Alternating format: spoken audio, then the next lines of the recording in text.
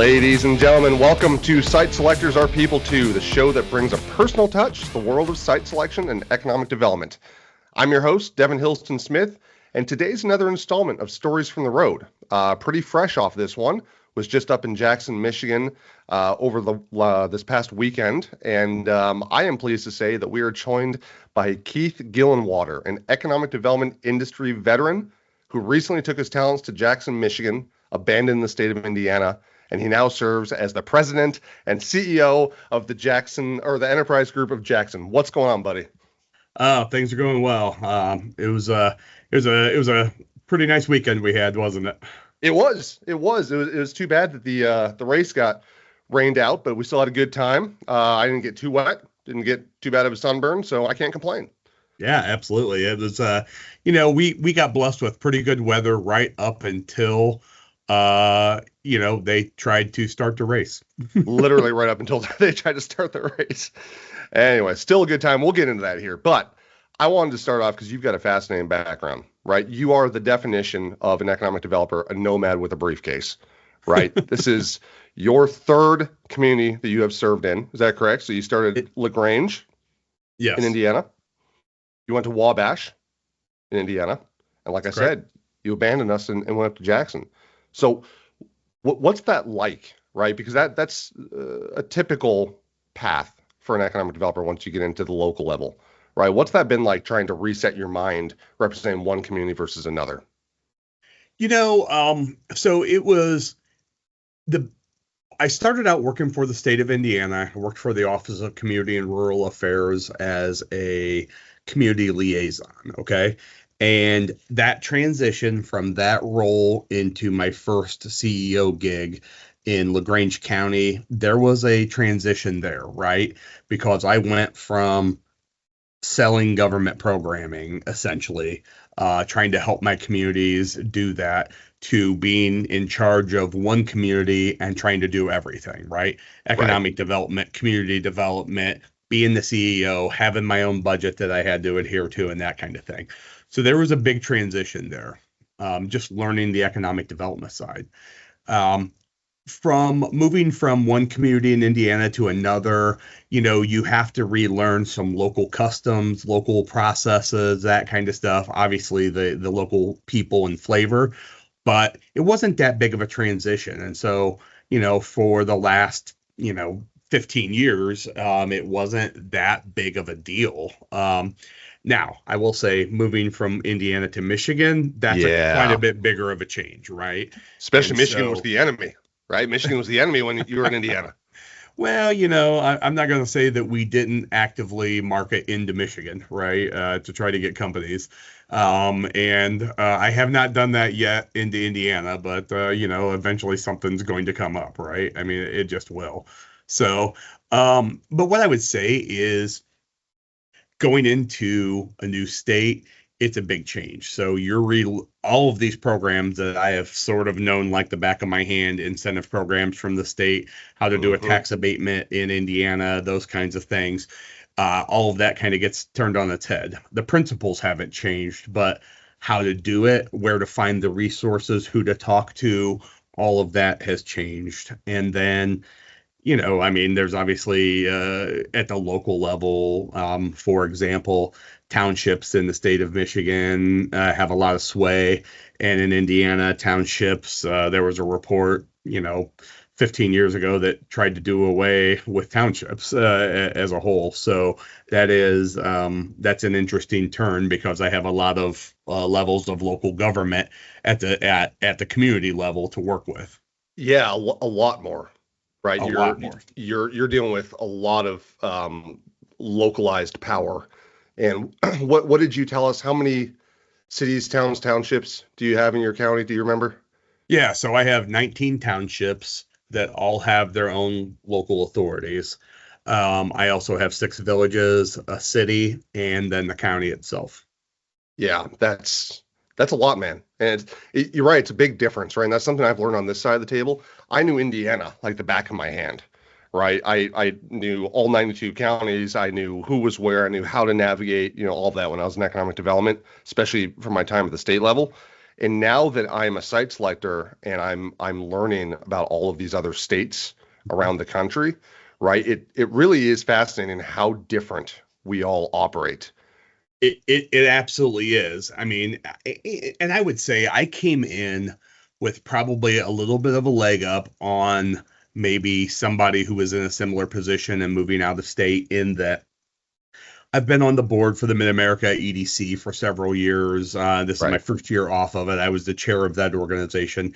It's a 13-state organization that runs from Ohio to Wyoming, right? And so I have, between that and going to IEDC conferences or economics or any of these other opportunities for economic developers to connect with your profession, to connect with our peers, you kind of pick up some of these things. And so the nice thing was I had an opportunity when this position approached me, when Todd Jorgensen, the headhunter, had approached me about this position. I knew a couple of people from the Mid-America EDC board. I knew a couple of former Indiana peers who were in Michigan now, that I could reach out to and say, tell me about Jackson, Michigan, including the community, one of the gentlemen that we just partnered with on this FAM tour that we just did with you last weekend. Yes, Timmy boy, right? Yeah, absolutely. Yes. Yeah, Yep. yeah, So, absolutely. Well, yeah, and the so other Tim, one, right? So somebody else that is a friend of the podcast, has been on before, Matthew Marshall, right? He's yes. you mentioned MADSI board, right? It's interesting how we're all in different communities in different states, and yet as a profession, economic developers are really good at coming together and getting to know each other, right? And putting up the united front. That being said, and I have to throw this out as a fun fact about you. And I want to transition this into a question I ask everybody because I think it's fascinating how you got into economic development. Before Okra, maybe way before Okra, Keith Gillenwater, you were a crime scene investigator. I did some crime scene work. Yes. So I was a civilian employee for the Fort Wayne Police Department. No, thank God they didn't give you a badge. Okay. Oh Yeah, no, keep yeah. going. Like I think they saw the writing on the wall with that, right? Right. They, they may have known me when I was in college, right? So, They're like, this dude really understands crime scenes. Let's have him be an investigator. and not give him a gun. So And not give him a gun. Specifically hide the guns from Keith. yes. I can I see myself being Eric Cartman and respect my authority, Yeah. Anyways, so how do you go from a crime scene investigator to an economic developer? yeah, man? so I'll tell you. I did that job. As an undergrad, I was thinking I was going to go to law school. I ended up not going to law school. I got this job that was the most money I'd ever made at that point in my life, right? And had benefits and that kind of thing. And I was doing that job, and I did minor crime scenes. I had to go to the jail every night and fingerprint inmates and things like that. And I will say there were two things. One, the nature of the job started to change with the advent of digital cameras. When I started, I had a 35 millimeter Nikon, right? And so that, and you're thinking like, that seems like forever ago, but in my mind, it was 99, 2000, 2001, right? Like, and I was out of college at that point. But then the other thing was, I realized a few years into the job that that's not what I wanted to do. Yep. And I had this, I don't know, crisis of conscience or whatever, that just said, I feel like I want to do something that would be more helpful to people. And because I didn't feel like I was doing anything that made a difference there. And I went back to school, started working on my master's, and through my master's program, met some folks that created some opportunities. And when then Governor Mitch Daniels got elected, created the Indiana Economic Development Corporation, created the Office of Community and Rural Affairs, and some of these other entities. There was an opportunity. They needed somebody in Northeast Indiana for the Okra position, and got introduced and got hired, and I was off to the races, right? So you didn't really know what you were getting yourself into. It's just that from what you had heard, you felt as though it was a little bit closer to your calling to do more for your community. I wanted to do something that felt like I was helping my community, because taking pictures of crime scenes and dusting for prints and going to the jail every night on third shift didn't seem to be it. No. I will say, when I transitioned into into a purely economic development position, I couldn't have told you when I was in grad school what economic development was, or what it meant, or what somebody in economic development did. I did a little community development for the state and some economic development, but until you get the job, you have no idea what it is. And I assume I've heard you tell your story before on this podcast, right? I mean, until you do it, you have no idea what it is. Absolutely. It is trial by fire. I mean, you effectively went back for another master's degree at LaGrange, right? Let's be real. That was effectively what it was. It was boots on the ground, training. Absolutely. Right? And I would love to see some of these universities now that actually are offering degrees, Southern Miss and some of these. I would love, so I've had some exposure to that program. I would have loved to have went through that as a degree program with my knowledge as a practitioner, just to see how close it is, right? Because I think it's fantastic.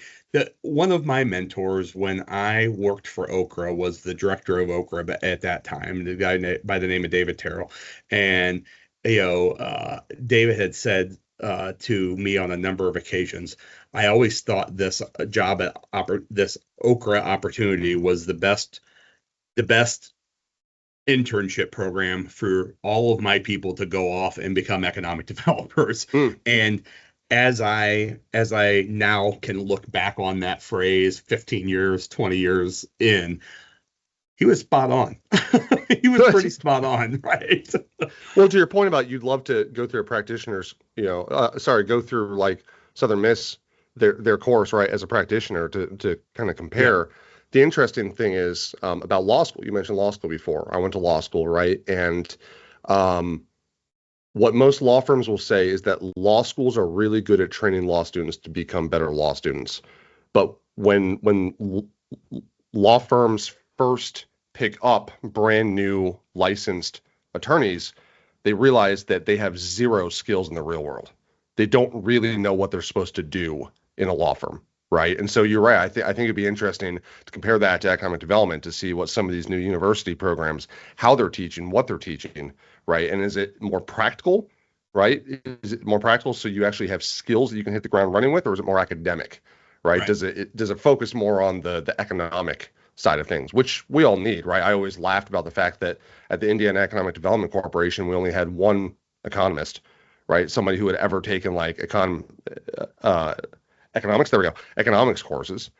And yet we were the Economic Development Corporation. But anyways, flash forward now, and you've really drunk the Kool-Aid, if you will. You are, and I haven't had a certified economic developer on before.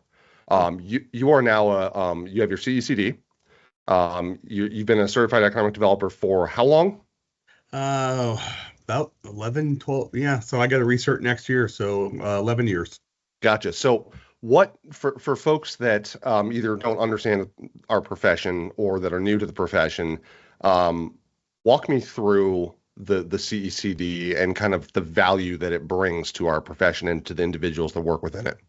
Yeah, absolutely. So as a young economic developer, I had the opportunity, thankfully I had a supportive board who bought into continuing ed, allowed me to go do the University of Oklahoma EDI, so the Economic Development Institute.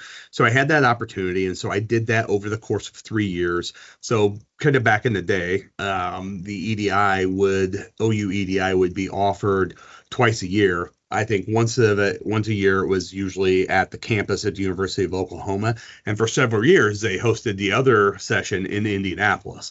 Yep. So as an economic developer in Indiana, it was something that I didn't have to fly to. I didn't have the budget to be able to do that, but I can drive to Indianapolis, right? And so I was very lucky with circumstances of being able to do that. So on a shoestring of a budget of a brand new EDO, right? And so I digress, but I had this opportunity. I went through EDI, and during that course of going through EDI, they talk a lot about you can sit to be a certified economic developer, and they went through the process of applying and the benefits and that kind of thing.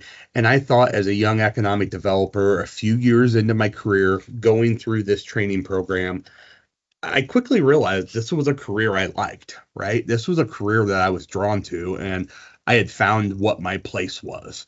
And so the next logical step to me was, well, I should become a certified economic development professional, right?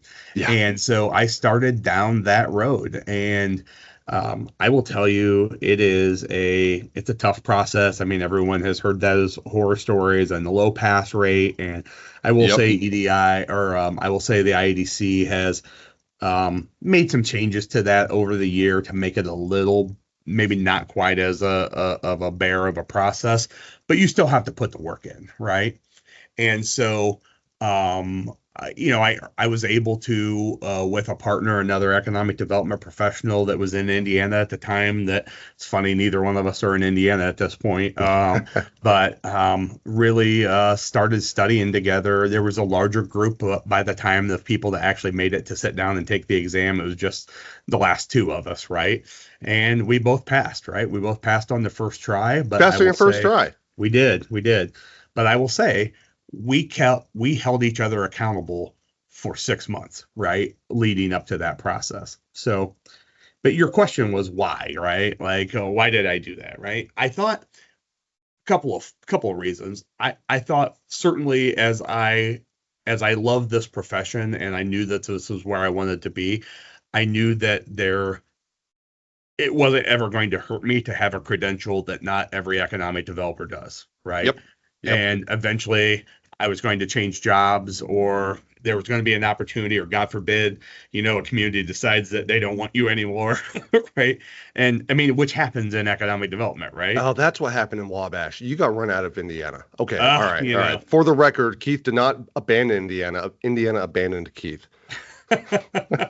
That is that is not the story I've been telling people, but Right. I'm glad I'm to reinvent the story here. I feel like I'm on Oprah. I feel like I'm on Oprah right now, and I'm going to cry in about 2 seconds, right? No. You're going to cry when you tell me you're joking. I don't laugh. You're going to laugh. Yeah. I'm sure I will. No, I was making it up. So here's what I love about the certification. Right? I never became a certified economic developer because I just had some folks around me that were telling me that it wasn't worth it, right? And for better or for worse, that's what I was told, and I didn't go for it. I also have too many letters in my name already and wasn't willing to add another one on the back end, right? But what I love about the certification is it is the International Economic Development Council's. It is a way. Here's what I'm getting at. Economic developers, anybody and their mother can become an economic developer, right? And the majority of economic developers are fantastic. What the certification does, though, is it helps to legitimize, I think, our profession a little bit more because there's a code of ethics, right, that you have to abide by. You have to go through continuing learning, continuing education courses, right? Very similar to me as a lawyer and a broker, right? I have to continue to go through these continuing education courses and check in on my ethics. So I think it does a great job at helping to legitimize the job as a profession, right? Yeah, and absolutely. Yeah, and the point I get to there is there's also, I've noticed, a parallel in site selection. There's a lot of people out there who call themselves site selectors, but they're not. There's no certifying governing body, right, that dictates who a site selector is. So sometimes you can have somebody reaching out to you that you've never heard of before. They're saying they're a site selector, and you immediately think you have to treat them properly. Not properly. You would always treat somebody properly, but you have to take them seriously, right? So I think that by having certifications and industry governance over both site selectors and economic developers is the way we kind of push this thing forward a little bit. I would agree with that 100%. I mean, so, to your question, your question was, why would I do it? Right. And, the selfish reason that I thought at some point it would help me. Right.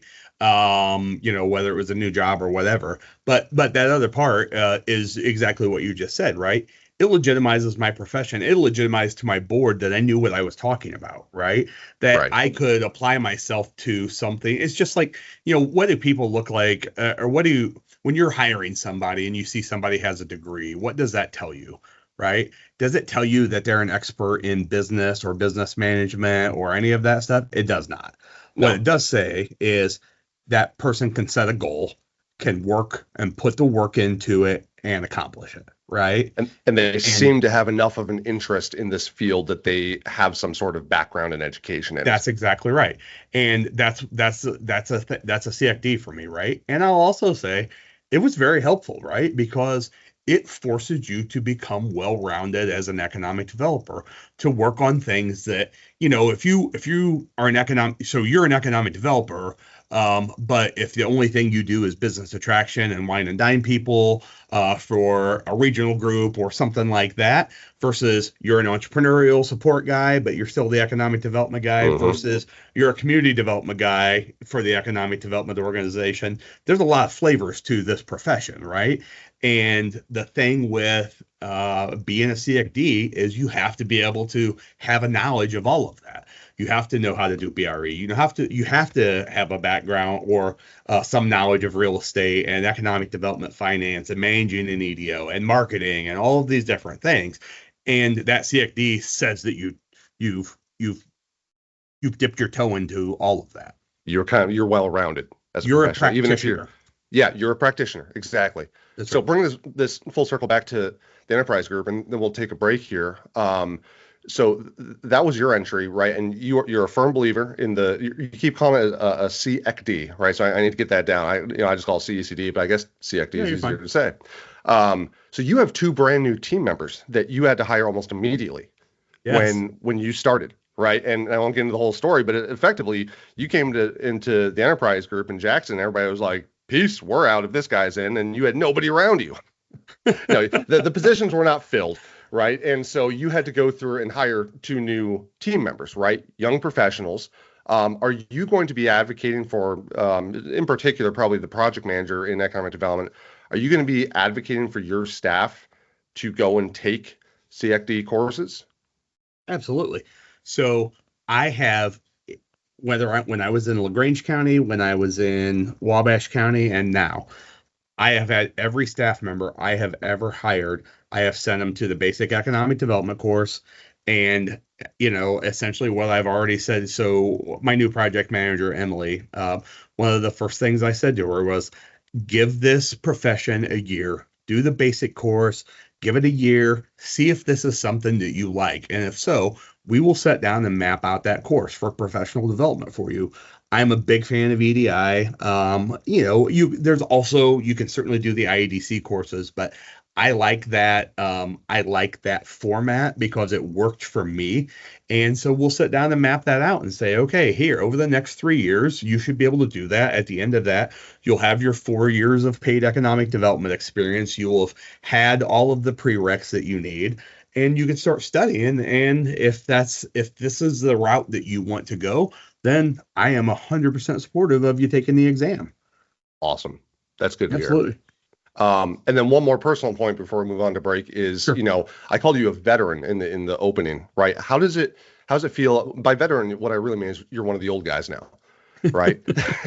Absolutely. But how does it feel now being in a position where you need to start giving back, right, to the profession and ensuring young professionals have a path forward, right? Because that's kind of your charge, right, at this Absolutely. point. Yeah, absolutely. And I mean, not only with my internal staff, but through Mid-America EDC, I've been mentoring a younger economic developer in South Dakota for the last few years. Through that we connected through MADC. And so, I honestly, I embrace that role. It's something that I like to do. I mean, I can I tell. like to talk first off, right? Yeah, right. Yeah. But I had a lot of people who gave me a helping hand when I got into economic development that were able to mentor me, were willing to spend the time, who were willing to answer the questions. even in the 6 months that I've been in Michigan, I had a project this week that I was filling out an RFI for. I had another project this week that, came from an attorney and not from a site consultant, I think. And they were And yet they asking were me kind of positioning as, sending me yeah. wanting term sheets and things like that. And I'm like, so it's interesting because, I hadn't calculated a PA 198 yet in Michigan, right, which was our tax abatement law, and so like figuring out, all right, where do I find all of this stuff, how to calculate that out, and so I reached out to a handful of economic developers in the state and say, hey, is there a tool available? In Indiana, we were pretty blessed on a tax abatement because you could go to the Hoosier Energy site and look at the tax abatement calculator, and then 30 seconds have a printout of what it would be. Trying to find that tool that doesn't exist in Michigan, I will say. So being able to do that. And so I give back because people have given to me and continue to give to me. So I will continue to give to others.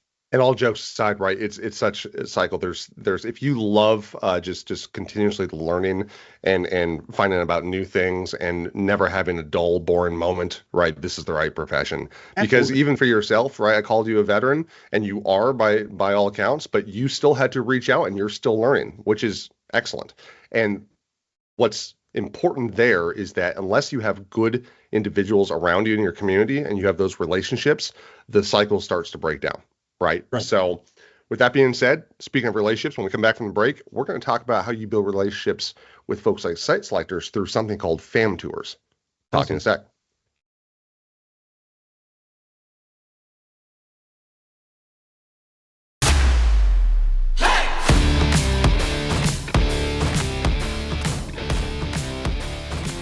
All right, and we're back with Keith Gillenwater of the Enterprise Group of Jackson. All right, man. So I last saw you this past weekend, going to the weekend for the first ever FAM tour hosted by Lenawee and Jackson counties in Michigan, right? So a 2-county FAM tour.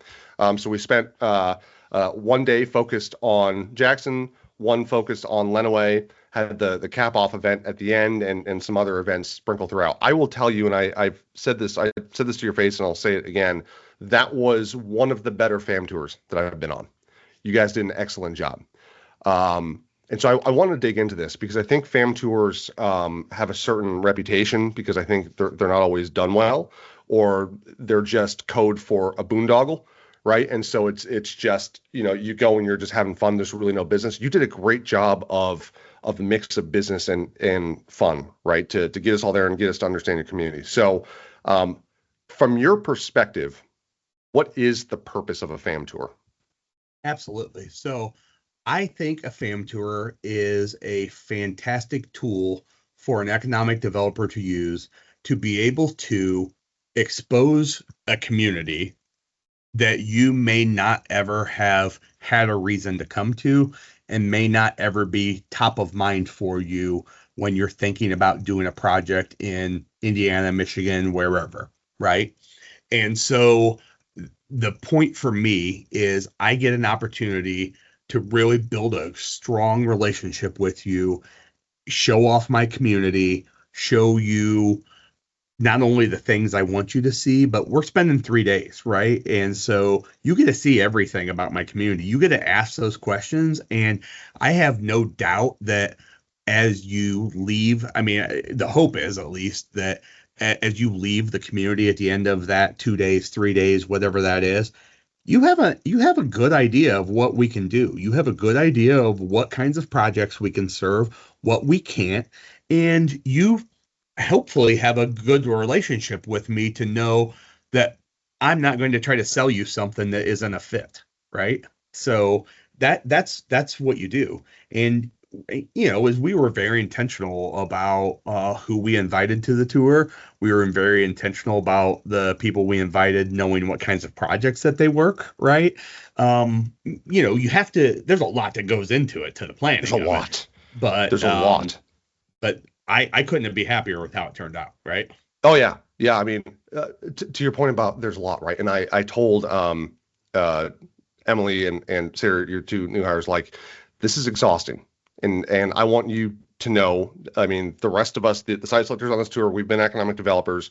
I know how much effort goes into making this as polished and as outstanding as it comes across, so that it feels so flawless that it almost seems like it was easy, right? There's a lot of logistics that go into it. There's a lot of collaboration, and to be frank, there's a lot of money, right? You have to pull together. You have to spend a lot of money to do some of these right. And but I think the value that comes from it is exactly what you said. It's to help create relationships, bring in site selectors. Oh, my dog's nest there he goes. Well, this is about humanizing the profession. That is my dog Archer barking in the background. But anyways, I digress. So you did it in an interesting way in that you partnered up with another county, right? But you also have to have a lot of partners out there behind the scenes, and your board, right? Your investors that are showing up. You have to get a company to open its doors to us. How do you go about collaborating with your partners to pull off a good fam tour? Yeah, so I think from my standpoint, I tried to put myself in the shoes of Devin, right? Of what would Devin want to do if I was going to come here on a fam tour? How would I want to spend 3 days in Jackson County, right? How would I want to spend 3 days in Lenawee County in this region of South Central, Southeast Michigan, right? And so I think that's one thing. And so that helped shape it. And then I also, because I'm a seasoned economic developer, right? I'm a veteran, or whatever you said earlier. Good Lord, he is mad at something. What is going on? Male's there. Yeah. Yeah. All right, we're gonna take a quick break. I'm gonna put the dog outside for a sec. 1 second. All right. Well, that'll be a first. We'll see how we edit that one out. Or actually, I like to leave those types in, right? I think, and I'm just gonna keep rolling here. I'm just gonna cut back to it. And you can still hear him in the background. So Archer, as I've mentioned before, and he is the little dog that I'm holding in my podcast. He's going nuts. It's not even the mailman. It's the guys are outside trying to mow again. So, It is what it is. He freaks out about everything. But that is so back to your saying before we were so rudely interrupted by my puppy.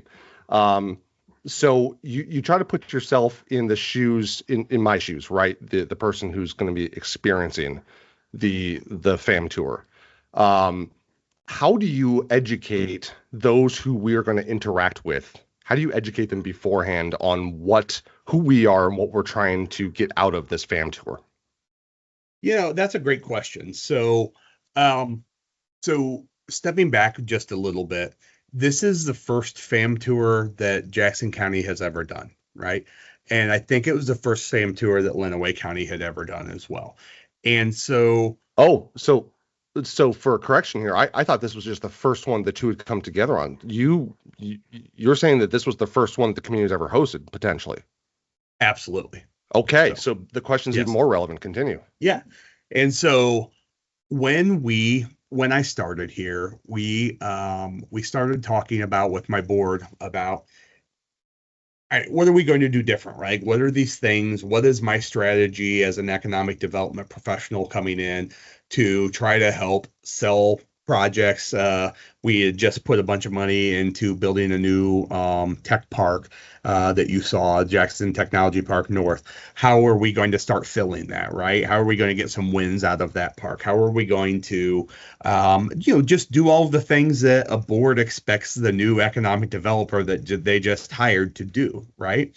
And so we had, when I presented this idea to them and said, hey, we have this asset. So we have this asset that we share amongst two counties, and that is the Michigan International Speedway. It has a big country music concert, a big music festival, and it does a NASCAR race. So have we ever used that asset that we have to try to really foster some economic development activity in the community, right? And the answer that I've gotten to that is, well, we've done a little bit in the past, but not in several years, right? And when I dive into, the idea of a fam tour, that wasn't something that we had done. And so, we started kind of talking through that process. I was very lucky in that we share that asset of the Michigan International Speedway with Lenawee County.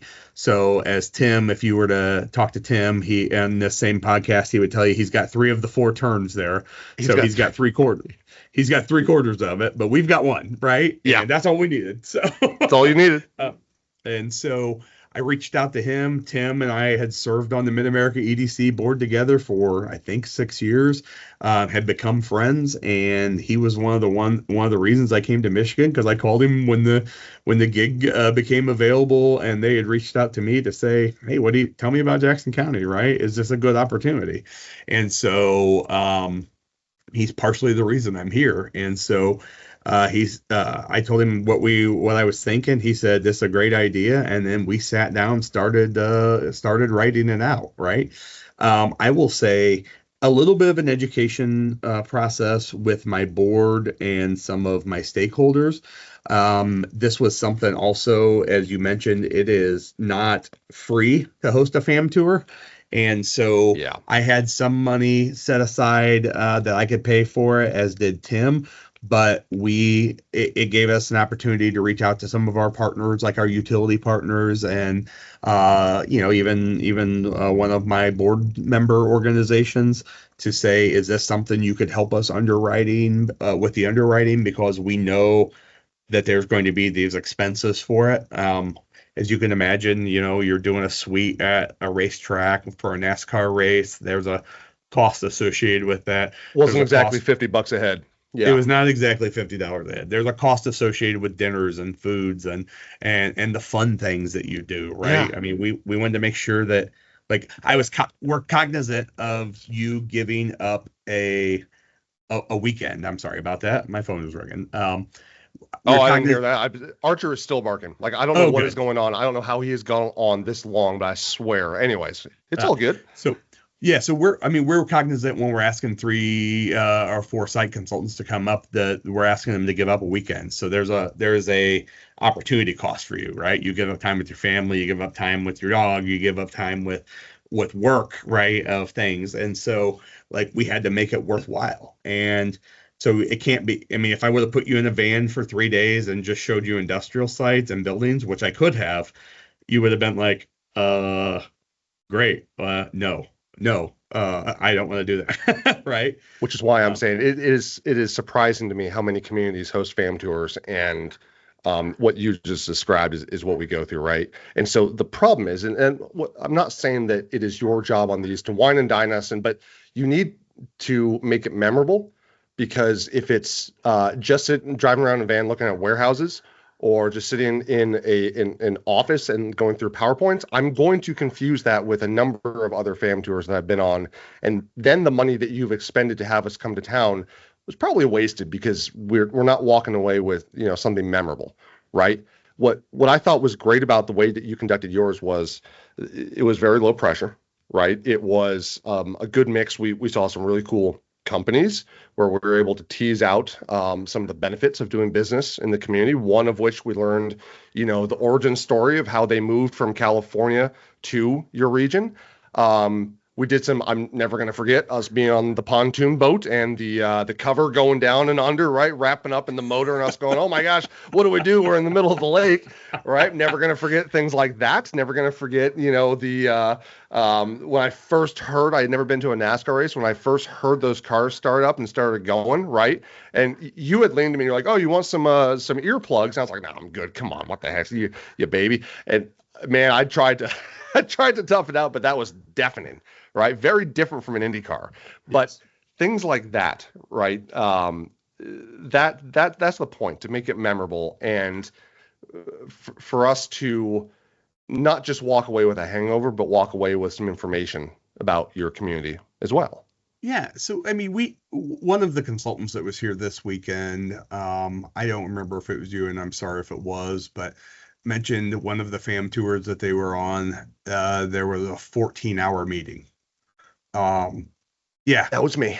Yeah, PowerPoints for 14 hours, right? Essentially, with 2 5-minute breaks. And like, I can't imagine doing that as a normal day at my office, right? Let alone in a community I'm not familiar with people I don't know, with like that's I mean, that was the hardest part of COVID for me, right? Was Yeah. Zoom meetings, like being on Zoom meetings over and over. It's fine. It's a great tool for an hour meeting here and there, right? But oh, geez, I couldn't have done it, right? Yeah. Anyways, um, I will say done right. You know, since just this week, I mean, we got done on Sunday. People left on Monday, and we still have text strings going that you're part of, right? With jokes from over the weekend, right? And it's JG Wentworth 877 cash now.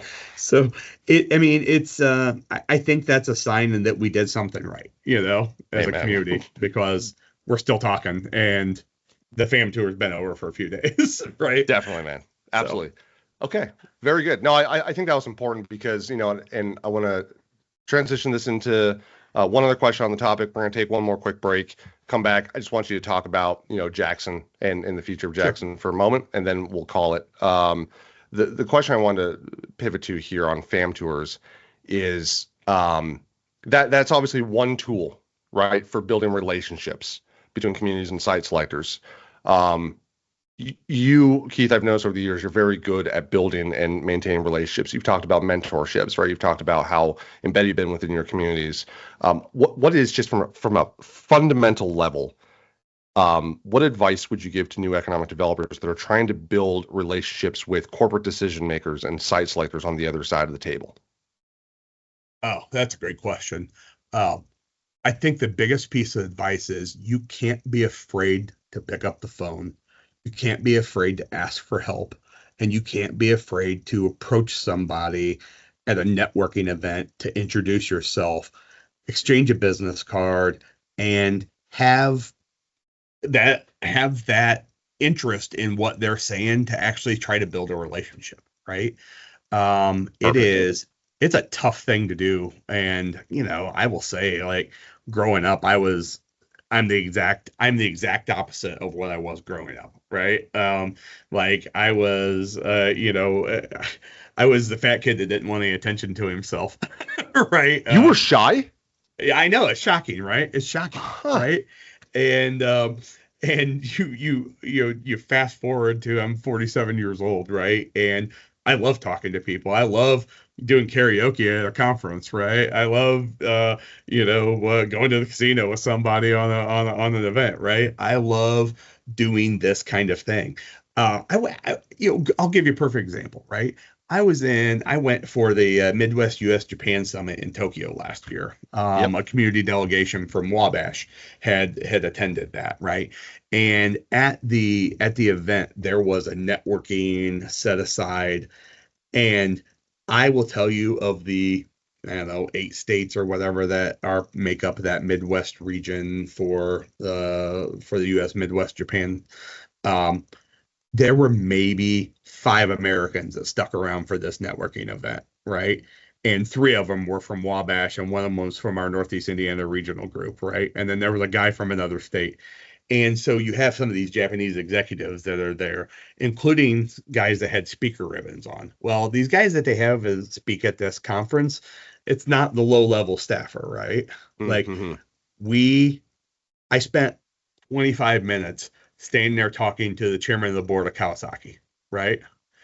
And that is not a meeting that I could have ever gotten sending a cold call, right? We exchanged business cards. His business card has no contact information on it, right?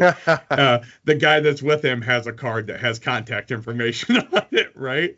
And so, like, it's that kind of thing. And we talked about Kawasaki. We talked about them making subway cars for New York City in the middle of, I think, Nebraska, right? We talked about EV and how EV, yeah, that's important to them, but they're looking at hydrogen, right? They're looking at hydrogen for Kawasaki. That's where they're putting their eggs, right? Just things like that. And that's because over the years I've developed the personality, I think, or the demeanor to be able to say, you know what, I'm going to go up and introduce myself. I'm going to exchange cards. I'm going to have a conversation. And that was such a missed opportunity. And I'm like, yeah, like you wouldn't have gotten that if you didn't do it, right? I think they're, especially for new, younger economic development professionals, I think you're so afraid to walk up to a site selector or to a corporate decision maker and start talking. You're afraid they're going to grill you and ask you questions that you don't have answers to, right? And you're going to be you have that fear of being embarrassed by lack of knowledge. Whereas I'll tell you, I mean, I love it when I'm talking to an economic developer, a new one, and I ask a question and they're kind of fumbling and they don't know the answer and they actually admit they don't know, because then that opens up a line of communication between us, right? Yeah. Because then I can give them my thoughts and I can, I almost immediately step into that mentorship, persona, because I see an opportunity to help this person. It's not like you're going to get brushed off by a site sector. Well, you don't know what you're talking about. Have a good one, walk away. Do exactly what you just talked about, right? Just put yourself out there in this profession and get to know people at a human level, right? So you were talking about, what direction with EV and hydrogen. I mean, the other piece of advice that I would give to folks is just, get to know the person behind the name, right? Stop trying to just suck up to these folks and think that they're going to remember you. That's what everybody does, right? Ask them personal questions. Talk to them. So can I tell you the bookend of that the front end of that story? So I was being professional and telling you about the EVs and the hydrogen vehicles. You want to know what the first 5 minutes of our conversation was about? His exposure of Kawasaki in the United States and how the movie Top Gun and Tom Cruise riding a Kawasaki Ninja, how much that opened up sales for Kawasaki and brand recognition, because that was such a popular thing, and how the next Top Gun movie is, because he's still riding the same bike, was having a hit for them again. And then I also told him that my father has a Kawasaki Mule at home, which is their side-by-side, right? Their UTV. And that was the intro of our conversation. That was the intro. And then that led into corporate strategy around hydrogen vehicles. So that's absolutely God's honest truth. I'm gonna have to go back and watch Top Gun. I haven't seen the first one in a very long time, and I hate to admit I haven't seen the second one. Oh, Devin, you have no idea what you're missing. I do, because I get this reaction from everybody. I gotta turn my camera off because I can't even look at you now. Here, I'll turn mine off. You don't have to do anything. Jeez, man. I was wondering how long you could stand staring at this shirt. No, but I mean the relationships, right? And us being able to just have this candid, just off the wall conversation, right? But tease out some ideas, right? It's because you and I have developed a relationship over the years. Absolutely. And it's just it becomes natural. And I hope you know that you could always pick up the phone, call me, and go, hey, I hear Project so and so is running around in Michigan. Is that something, right? Like, you build a relationship and you keep it strong, and on the back end, we need to yield dividends from our relationships in this industry, right? But the point is us having a good enough, strong enough relationship that we can make each other better by being a little more transparent and candid. Plain and simple. Good. Absolutely. All right. We're going to break, and I want to talk about Jackson for a bit. We don't need to talk about the casino. All right. We'll be back.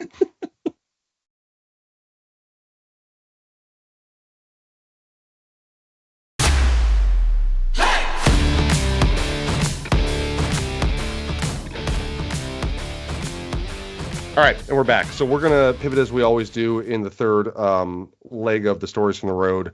I had the fantastic opportunity to explore and get to know Jackson last week and over the weekend, right? But for those that have not had the opportunity to do so like I have, Keith, I wanted to give you an opportunity. I know you're new to the community, right? So this is going to be a bit of a dialogue here, but explain to me, what is the ethos of Jackson? Who is Jacksonville as a person?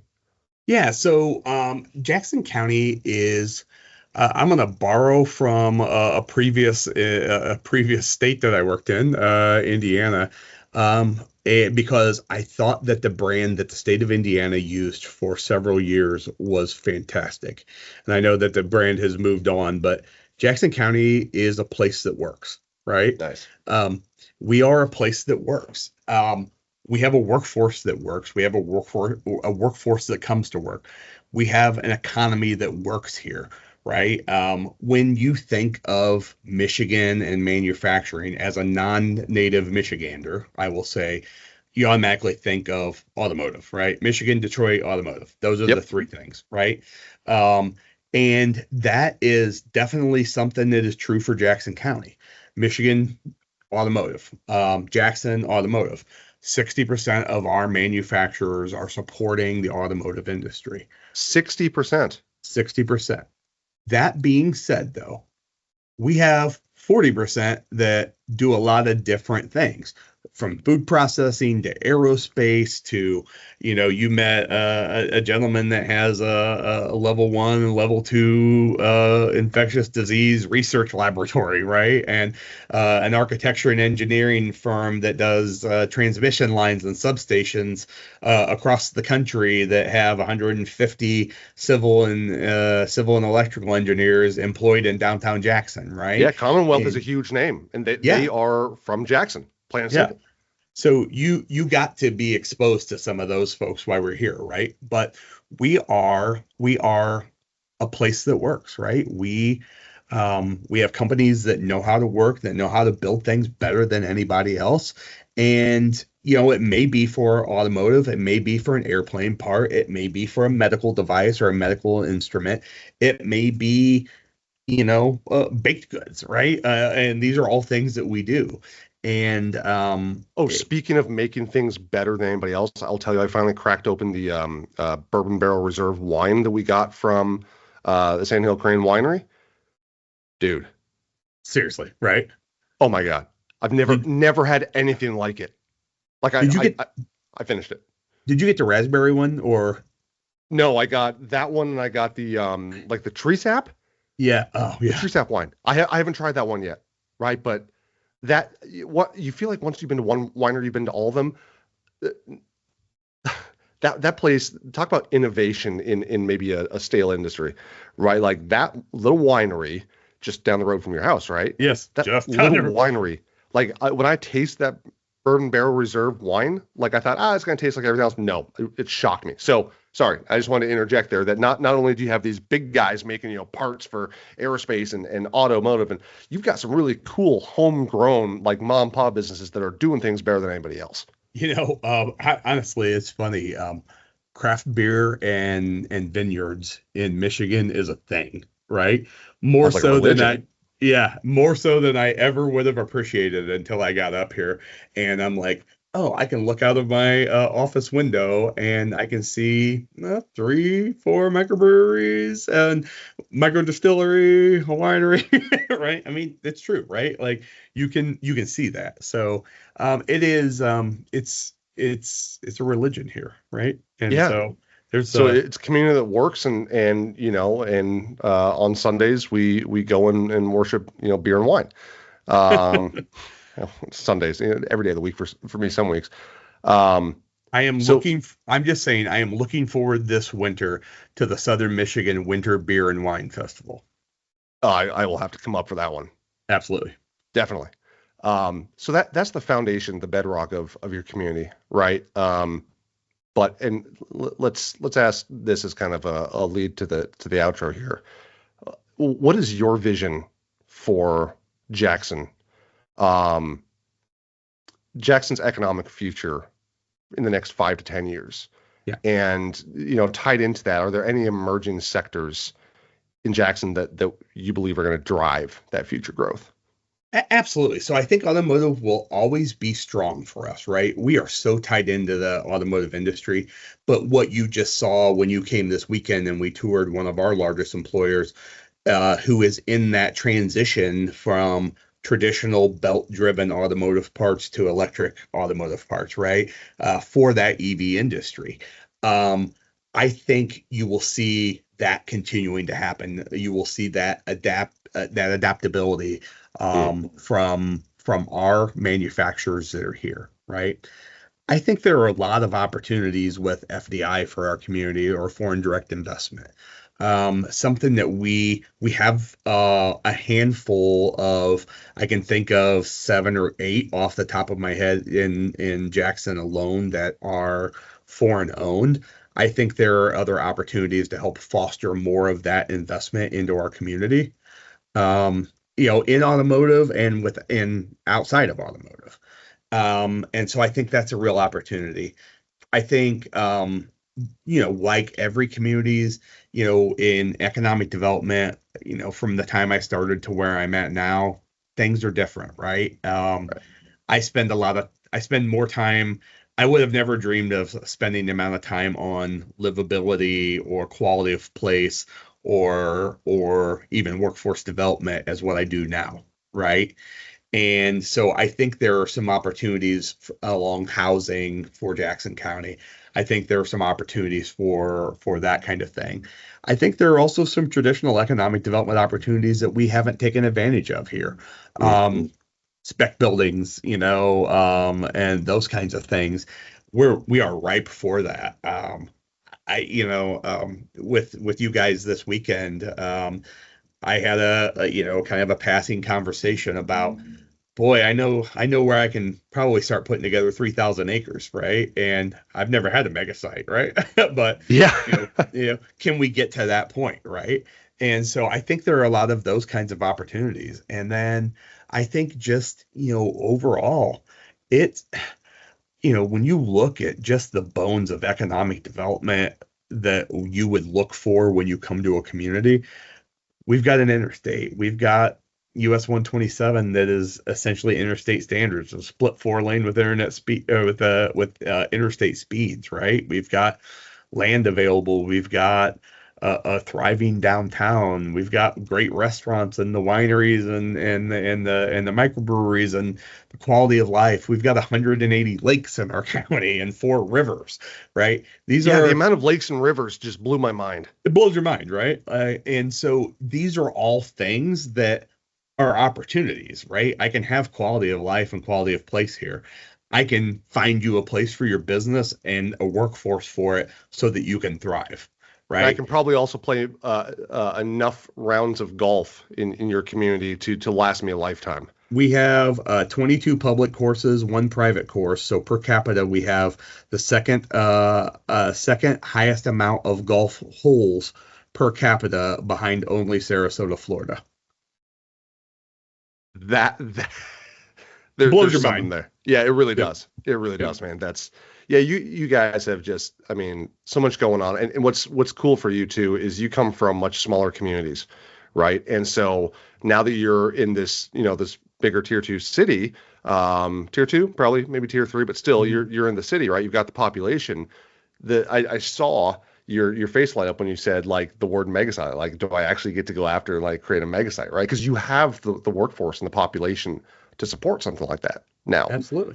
and you've got the land, right? Just like Well, you said, the Jackson, what was again the Jackson uh, Industrial Technology Park North. Did I yeah, get that right? Jackson Technology Park North. Yep. Jackson Technology Park North, right? I mean, the fact that you have that thing and folks, any other site selectors listening to this, I shouldn't be promoting it because it's such a gem and I kind of want it for one of my own clients. But this thing is lit up with all the utilities you need, right? Like it's plug and play, it's ready to go. Yeah. Well, Um, yeah, and the things, like the thing I didn't mention is, I'm 30 minutes from in downtown Jackson. I'm 30 minutes from Ann Arbor. I'm 40 minutes from Lansing, from the state capital, right? Um, from Jackson County standpoint, our population of the counties, just the 8 counties that touch us, is 1.4 million people, right? And mhm. so you're pulling from a regional workforce that is the county next to you, right? It's not, sometimes as economic developers, I will be the first to admit we can kind of fudge a little bit on things, right? To say, oh yeah, that's our regional workforce, and yeah, of course it touches the north part of Indianapolis, right? When I'm in Wabash, even though nobody's probably commuting from Indianapolis to Wabash, right? Yeah. Um, you know, this is our regional workforce. This is the counties that touch our county, right? And there's an easy way to get there because we have interstates there, so It's it's not a big drive. So, I had another community try to sell to me to that point, that it was a salient and relevant fact. When looking at a 5-state radius, their population was, and I was like, like 5 states, and this was not like in the Northeast where all the states are, Yeah. all up against each other. And my jaw just dropped. I mean, economic developers sometimes would literally say anything to get things going, right? And that's fine. Right. I've said it before, I'll say it again, right? Economic developer Devin would have been site selector Devin's worst nightmare because I was really good at that stuff too. So, man, you guys have it going on up there. And speaking of have it going on, right? Prowess, your community knows how to make things better than any other, right? You are strong in that. I want to hear how strong you are with your jokes, Mr. Gillenwater. Oh man, so I thought about going like the one-liner Henny Youngman sort of, route, and so I had that one geared up, and it was going to be the, I was talking to my wife about doing this podcast, and she told me to, don't try to be too charming, don't try to be too witty, don't try to be too intellectual, just be yourself, right? But I'm not going to go that route. That's not the route I'm going. And so I'm going to take it down to its basis level. And I'm going with an animal walked into a bar joke, right? Okay. Perfect. Hit me. All right. So bear walks into a bar. He goes, bartender, I'll have a gin and tonic. Bartender says, okay, well, why the big pause? He's like, I don't know, genetics?